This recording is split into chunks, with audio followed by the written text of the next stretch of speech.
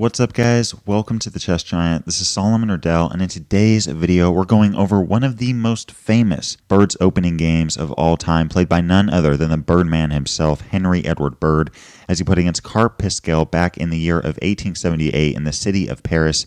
And guys, we actually made a video on the opening theory behind the Bird's opening, and basically what it is a flank opening in which we move our king pawn up 2 squares, fighting for the center of the board, but not yet moving our center pawns on D2 or E2 in this reverse Dutch-like system. Now, in this game, Bird's opponent, Carp Pascal, started off with F5, and one of the options against F5 is E4 with the Swiss Gambit, a very dangerous response to F5, which the Birdman himself utilized from time to time. But here the Birdman went with E3, and after E6, played bishop e2. Basically, guys, what we have here is a reverse Dutch-like system, except white is a tempo ahead. And many people think of the Bird's opening as slow, quiet, boring, but as I'll show you guys in this game, the Bird's opening can actually lead to some pretty fun attacking chess. It just takes some time to build up. Here, black played knight f6. And now we see b3. I really do like this b3 idea, looking to fianchetto the bishop on b2, putting some pressure all the way down on that knight on f6. And after bishop e7, we now see bishop b2, followed by castling kingside. And now white plays knight f3. And after d6, here the Birdman went with a4. Here Henry Bird is simply looking to expand on the queen side of the board and create some space. And now in this position, Pascal played a very interesting move with knight e4. What on earth is black doing here? Well, after the move d3, Pascal now played bishop f6. And I actually kind of like this idea. Basically, what Pascal saw a few moves back was after a4, the bishop on e7 was much more timid than the bishop on b2. I mean, guys, look at this position. Which bishop is better? The bishop on b2? Attacking the knight, or this bishop on e7 that actually can't even move?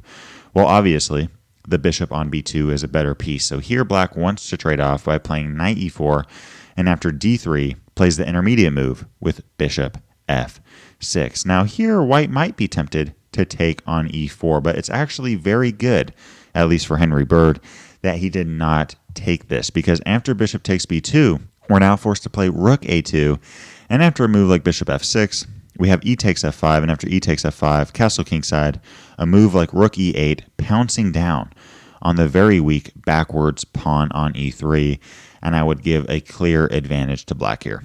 So guys, the Birdman was not going to go into that variation with a weak e3 pawn, not to mention a very strong dark squared bishop for black. So here the Birdman went with the move c3. I really like this idea. And basically after c3, now white is the one with the threat, attacking that knight on e4. And really the only square for black to go to right now safely is knight c5. And yes, now our bishop on b2 isn't as active, but now white has a space advantage with b4. And after knight cd7, the natural developmental move with queen b3, developing the queen and putting pressure on that pawn on e6. And after queen e8, the Birdman continues to mount the pressure with knight d4. Now, guys, I actually find this position really interesting. We have a queen on b3 and a knight on d4 attacking the very weak pawn on e6. But what should black do here? Well, really the two main options are taking on d4 or playing d5. Now in the game, Pascal went with bishop takes d4, but I actually think d5 is slightly better. Here black does not want to open things up because white has an advantage in space and development, and here the game could continue with something like knight f3, looking to pounce on that e5 square, and after a move like c5, castle kingside, knight c6, now we have a5, and after a move like queen d8, if white ever pushes with d4, now black can play c4, and I would still give a slight advantage to white, but as you guys can see, this position is very locked up, and I would definitely say that this game is far from over. But instead of looking to lock things up with d5, here black went with bishop takes d4. Not a bad move, but I think that this gives white some attacking chances, as we'll see later on in this game. Here white went with c takes d4, the Birdman realizing that this c file would be very nice for a future rook. And after d5, we now see knight d2. I really do like this maneuver here. Here the Birdman realized, okay, I have a knight on b1. Where would this knight best be placed? And now he already maps it out with knight d2, knight f3, and an eventual knight e5. I mean, this e5 square, guys, would be great for the knight. So why not play knight d2 followed by knight f3 and always have that knight e5 move available? So again, we see knight d2, and after knight f6, we now see knight f3. And yeah, white would love to play knight e5. So here black plays knight g4. I actually really like this move for black, attacking the weak pawn on e3 and also defending the e5 square. And now the Birdman went with a very interesting option. I think most white players here would just play bishop c1. But here the Birdman wastes no time by playing king d2, defending the pawn on e3. And after the move knight d7, now kicks the knight back with h3. And after knight h6, puts the rook on the open file with rook hc1. A really nice move, guys. Basically, white here looking to activate the rook. You want to put your rooks on open files in chess, aka where there's not a pawn in front. Now, with the rook on h1, it really wasn't doing much. On g1, it wouldn't do much. On f1, it wouldn't do much. But on c1, it's attacking the pawn on c7 and is very active. And after the move c6, defending the pawn because the b7 pawn protects it, we now have b5 from the Birdman, again mounting the pressure. And after knight f6, here the Birdman again continues to try to improve the positioning of his pieces. Let's look at this bishop on b2. Is it a good piece? I wouldn't say it's bad, but at the same time, it's not really doing much. Its scope is limited to the a1 rook, the c1 rook, and it really doesn't have much vision with the pawn on d4. So here the Birdman went with a very strategically sound move, bishop a3, piercing down the black camp and attacking that rook on f8. And now after rook f7, again, we see white continue to improve the positioning of its pieces with knight e5.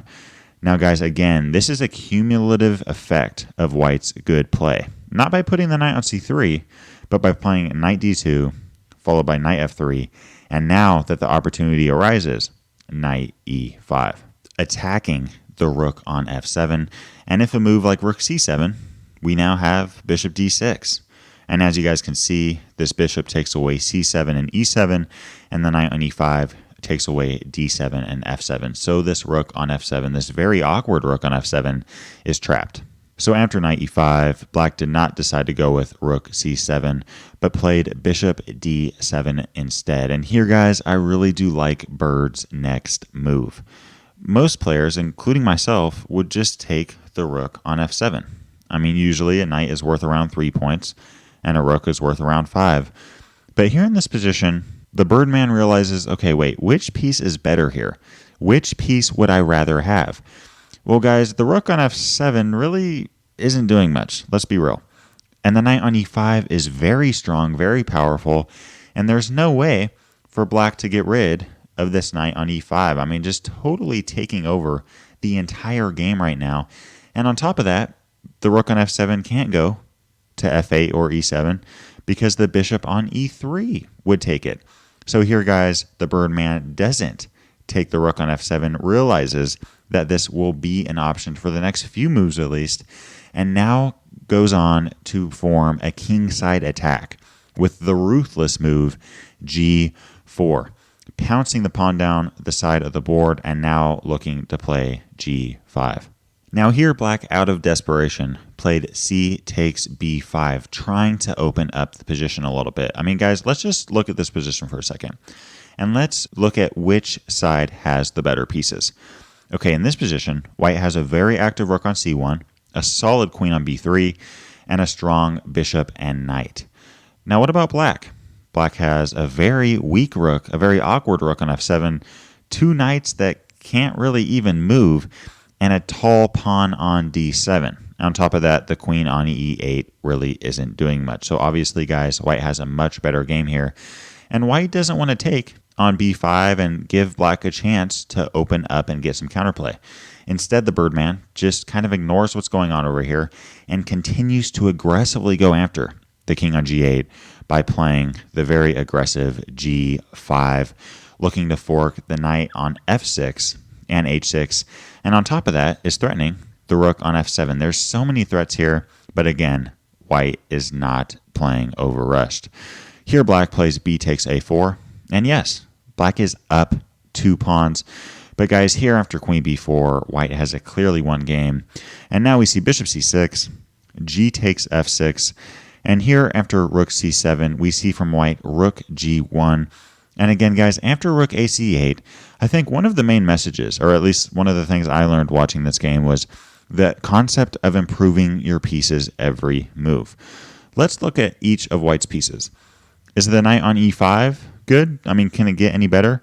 The answer is no. This knight is the strongest piece on the board, and you literally couldn't put it on a better square.